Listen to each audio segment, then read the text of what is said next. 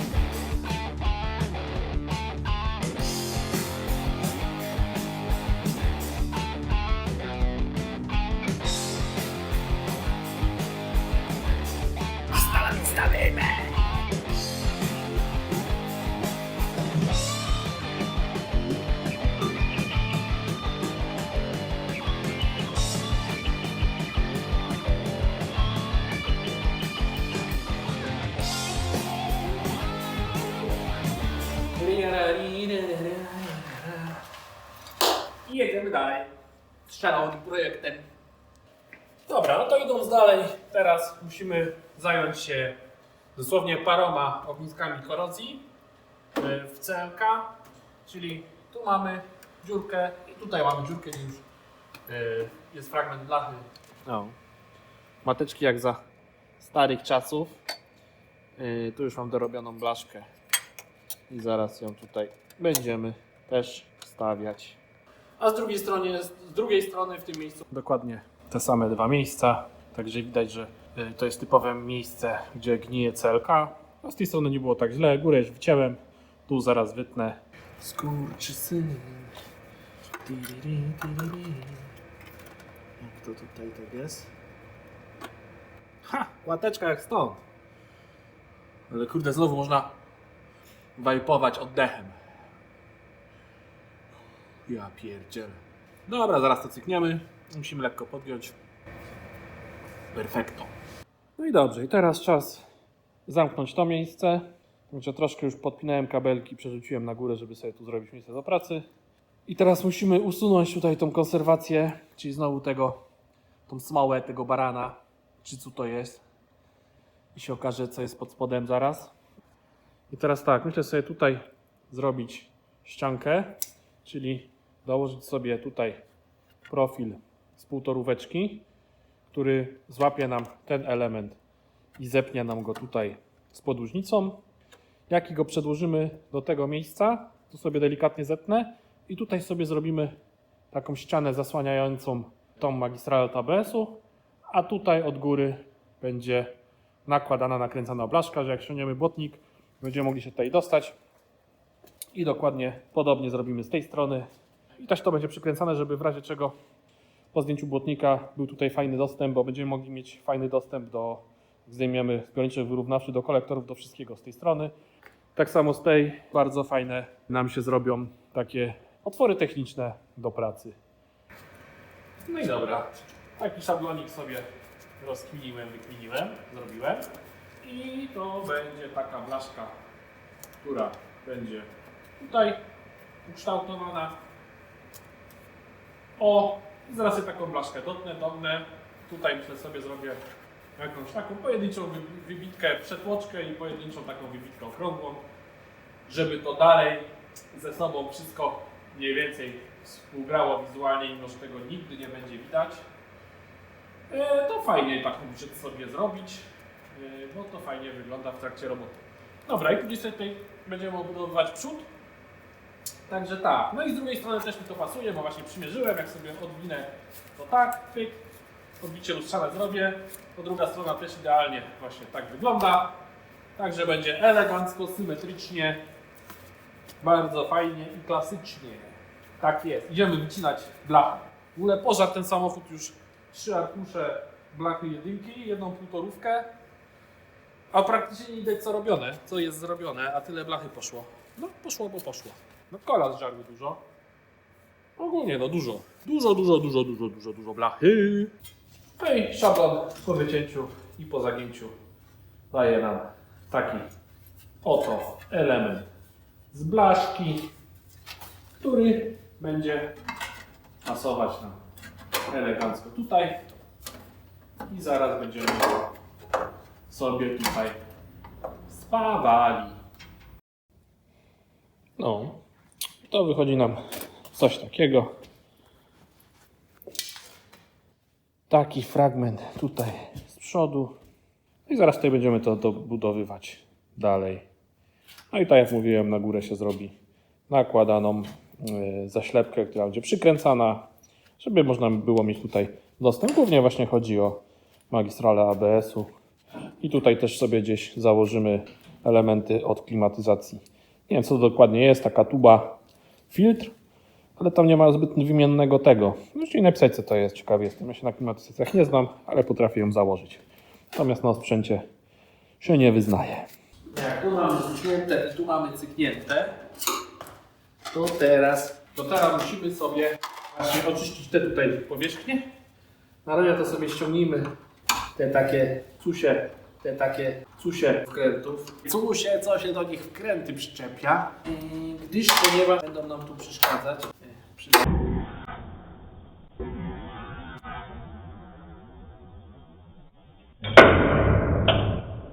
Tylko nie foko. No i standardowo na blaszkach motyw 3 wybitek.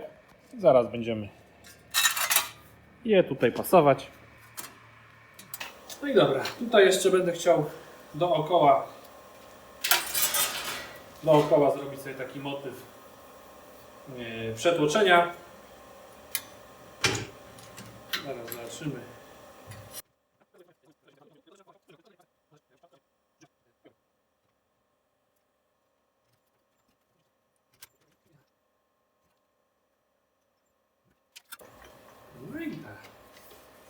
No i gitara. A te elementy mam cyknięte z jednej, jak i z drugiej strony. U góry dorabiam się taką blaszkę łączącą te dwa elementy. No i zaraz będzie finito. No i gitarka. Mamy już pospawane te blaszki, dorobione, pospawane wszystko. I nawet wstępnie poszlifowane. I teraz złożyłem sobie z powrotem przód, ponieważ ażeby dorobić sobie taki fragment z półtoróweczki i to będzie nam zamykało tutaj podróżnicę. Łączyło się z tym mocowaniem do chłodnicy i tutaj tym będzie się łączyło tu z podróżnicą, od dołu będzie zamknięte, w sensie jeszcze będzie taki dzynk. No i do tego to będzie z półtorówki, do tego dorobimy gwinty 2 i wstawimy tutaj pod zderzakiem wspornik, który będzie wpinał dwie podłużnice zamiast oryginalnego. No i do tego będzie też mocowany zderzak. No i zrobimy delikatną dokładeczkę zaraz. Dobra, blaszki mam przygotowane. No i teraz kwestia wspawania gwintu, który będzie chował się w podłużnicy, bo drugi gwint damy sobie poniżej i on już będzie odkryty.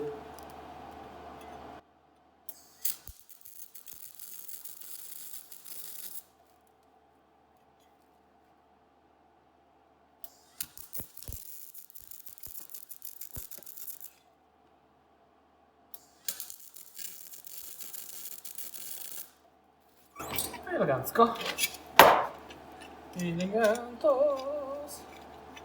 Elegantos. Cyk. I to nam będzie szło cyk. Tak to będzie szło. Elegancko.pl.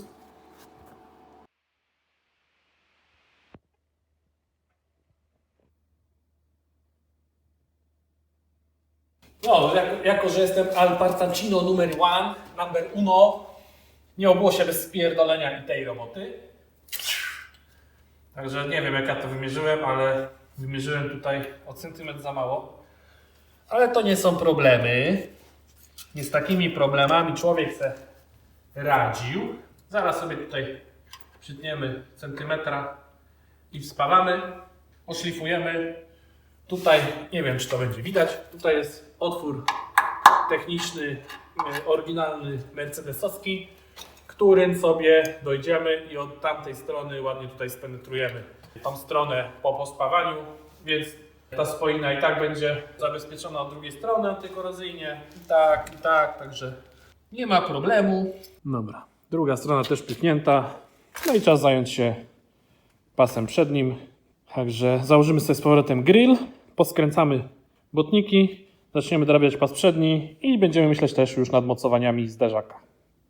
Dobra, powoli, dużymi krokami zbliżamy się do tego, że zaczniemy sobie robić przednie poszerzenia.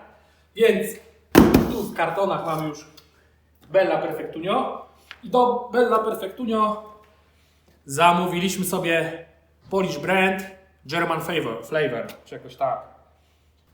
Czyli mamy dębiczkę i w ogóle jajca, bo przychodzi ta dębiczka, a ja sobie czytam na niej, gdzie ja to wyczytałem?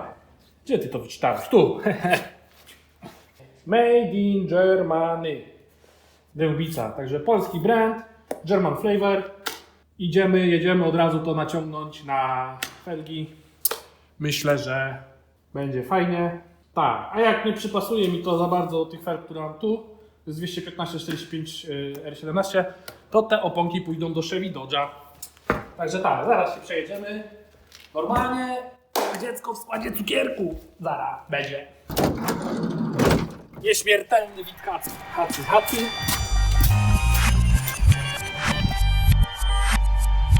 Korzystając z chwili przerwy, bo czekamy na wentylki do felg, żeby założyć opony. Ściągniemy sobie sprężyny. Akurat mamy auto w górze. Już miałem się za to zabrać jakiś czas temu, ale nie było ku temu okazji. No to teraz się nadarzyła okazja. Z rana ściągniemy sprężynki i zgodnie z tym, co robiła AMG w latach 80. i na początku lat 90.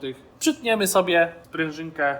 Na początek myślę zwój, zobaczymy jak to będzie siedzieć. Później w razie czego będziemy dobierali aftermarketowe sprężyny o takiej wysokości i zmienimy Amora. AMG to robiło tak, że przycinało sprężyny, malowało sprężyny, wiadomo, dorzucali swoją cenę, zmieniali amortyzatory i auto już miało AMG zawieszenie. Także pójdziemy drogą z szafem i będzie dziś. Z jednej strony mamy fajne dojście do kręcenia, a z drugiej strony troszkę się będziemy musieli pomęczyć. Kurde, zawsze to tak. Taka sprężynka jak strzeli, to amen w pacierzu. Oj, nie wiem czy tak wyciągniemy łatwo. Nie musieli Amora odkręcić.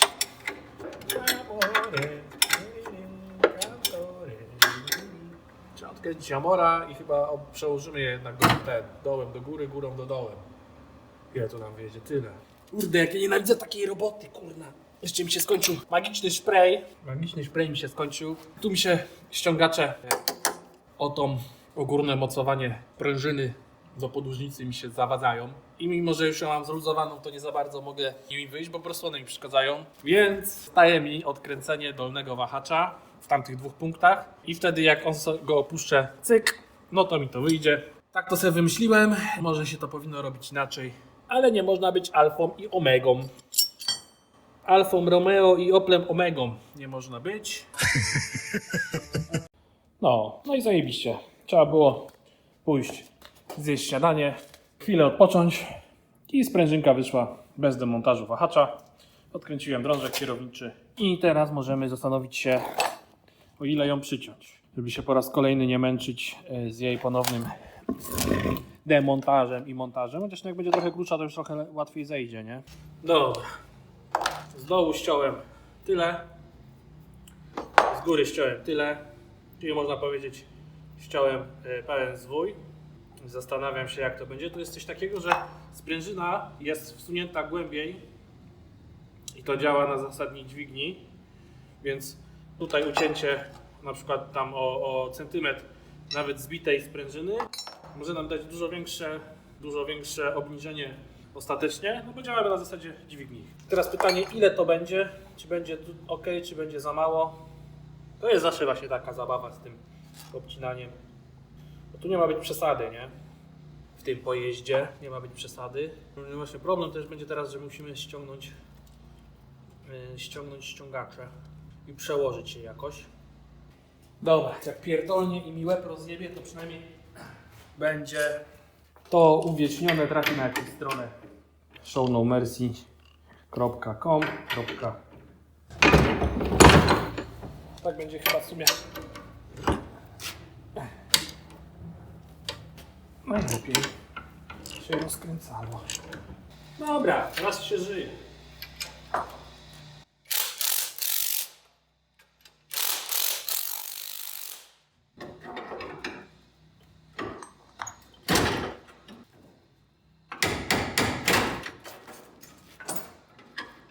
Jedno AMG mamy zamontowane, także G idziemy montować, robić drugie AMG. No, upierdzielone, dokładnie. Tak samo, idealnie tak samo, jedne i drugie. No, także idziemy montiren. Z tyłu jest troszkę inaczej. I tutaj za Chiny ludowe nie podejdę swoimi ściągaczami. Bo tutaj nie ma miejsca, u góry już jest podłoga, więc będę musiał odkręcić wahacz. Jeden tutaj śrubeczką już sobie zasikałem wódeczką gdzieś tam znalazłem końcówkę wódeczki, końcóweczkę i musimy jeszcze odciąć tej wydech, żeby dojść udarem.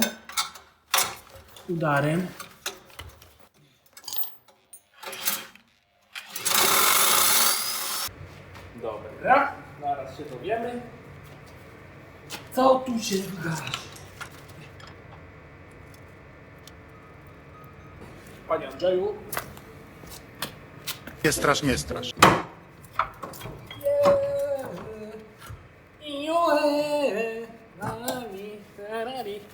I akurat tu se zetniemy, co jest zgnite. Dotąd jak se uciachamy, to idealnie będziemy mieli. Z tyłu przycięłem jeden zwój równiutko.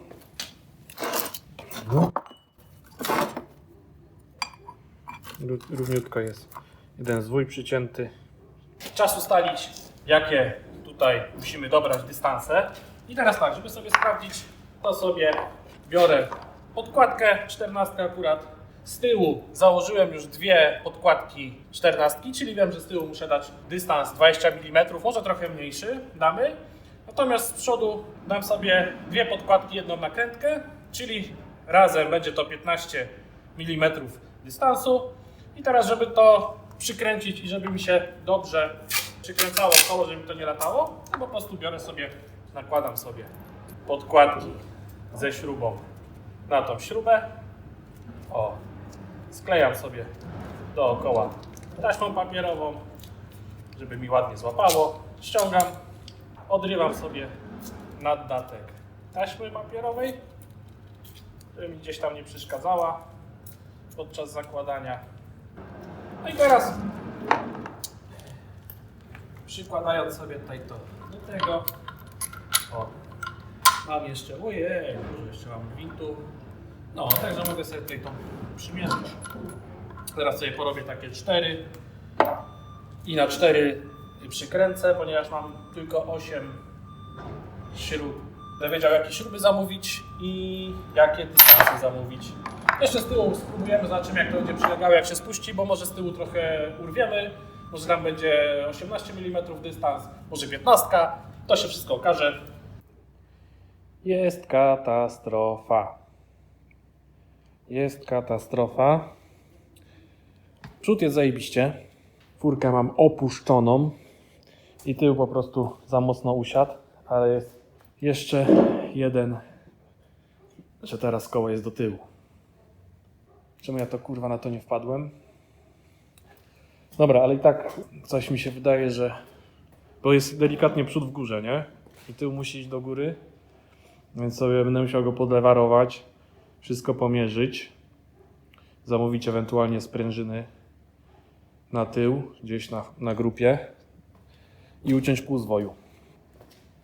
Albo też w sumie, jeżeli takie obniżenie jest ok, tylko też przy tej szerokości opony wystaje nam. Jeszcze będę musiał patrzeć, dodałem teraz dwie podkładki, czyli jest 2 cm. Zjem śniadanie, przyjdę, wczołgam się pod spód, zobaczę, czy można na przykład dać 15 mm, żeby to się schowało, te 5 mm. No, więc albo przód delikatnie do dołu jeszcze, albo tył do góry, tylko trzeba właśnie zobaczyć, no bo jest, wydaje mi się, że jest troszkę mógłby być wyżej.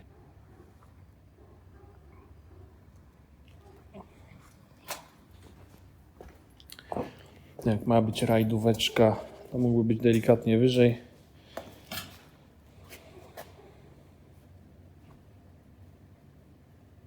No, oryginał się ładnie chowa, nie? Później to się będziemy martwić później. Przód wystaje mniej więcej tak jak oryginał, no ale no wiadomo, jest cal węższy, nie? I to właśnie na rancie. Z przodu jest 15 mm położone. Oj, katastrofen. Katastrofa.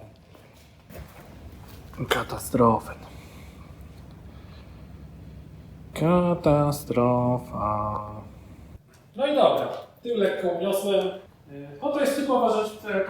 Widać po zdjęciach, że każdy, kto obniża CLK, ma specjalny problem. Z tyłu jest 5 wahaczy i to się tak układa. Ten wahacz jest dostępny i regulowany, także po prostu zamówimy wyregulowany wahacz i będzie perfekt. No tak to jest przy takiej robocie, nie wszystko się przewidzi, a jeszcze sam uczulałem, robiąc zawieszenie w Chevroletie G20, gdzie też są filmiki na kanale, jak to zawieszenie zakładałem, to tam też wydaje mi się, że uczulałem, właśnie tłumacząc jak układałem tylne wahacze, bo tam zakładaliśmy forlinka zamiast resorów, to właśnie uczulałem na to, no ale co, no człowiek się nie rozwoi, jak robi to o czymś, o czym wiedział, czasami zapomni. Także robi się z Wolwinki Porszaczek. Kurczę, no jak dla mnie wygląd totalna petarda. Z przodu będziemy musieli poszerzyć 5 cm, także właśnie muszę dorobić sobie do tych wzmocnień, które przed chwilą robiliśmy, wstawialiśmy, dorobić sobie nowe mocowania do zderzaka i założyć zderzak, tak żeby poszerzenia fajnie tutaj wstawały od zderzaka, szły nad koło i ładnie się chowały, tak jak z tyłu, ładnie współgrały z nadwoziem. No ale nie mogę się napatrzeć, kurde. Właśnie to są takie dni, że jak się coś takiego założy, to później zamiast robić, to człowiek siedzi i się gapi. Na maszynkę. No koło robi robotę. Nie byłem przekonany do tych felg na początku. 2 razy je oglądałem w takim sensie, że zobaczyłem aukcję z nimi. Oglądałem sobie zdjęcia i powoli te zdjęcia jeszcze raz przejrzałem, oglądałem i coś mi zaczęło się podobać w tych felgach, chociaż na początku nie do końca mi się widziały. Ale tutaj naprawdę wydaje mi się, że bardzo sympatycznie pasują swoim charakterem właśnie do tych linii Wolwinki i one nabierają tutaj zupełnie innego wymiaru, kształtu, formy na tym aucie. Nie no, będzie petarda, kurczę.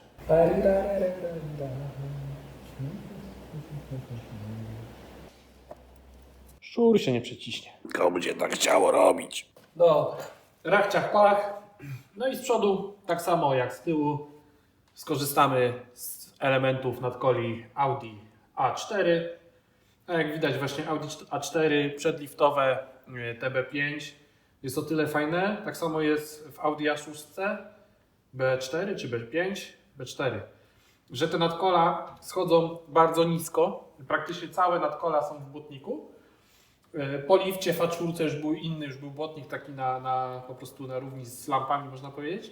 I właśnie te nadkola, te błotniki fajnie można użyć do wykonania nadkoli takich poszerzanych. No i będziemy robić tak samo jak robiliśmy to z tyłu. Czyli tak naprawdę to jest dla nas tylko baza i kawał blachy, który już mamy ukształtowany z grubsza. I zaokrąglimy sobie go, wyciągając jeszcze mocniej tutaj te krawędzie. Zgramy to z błotnikiem i zrobimy fajne przejście tutaj łączące się ze zderzakiem. I myślę, że pociągniemy to delikatnie w dół i zrobimy jeszcze dokładkę delikatną pod zderzakiem, która będzie robiła tutaj chwyt powietrza od spodu jeszcze na chłodnicę silnika i klimatyzacji. No i fajnie, no i super. Musimy poskręcać sobie cały przód teraz. I jak sobie skręcimy cały przód, to postawamy sobie już przycięte mocowania do zderzaka. Tylko właśnie nie chciałbym już robić na te spinki tutaj, wolałbym to sobie skręcić na śrubki. Wolałbym sobie to skręcić na śrubki.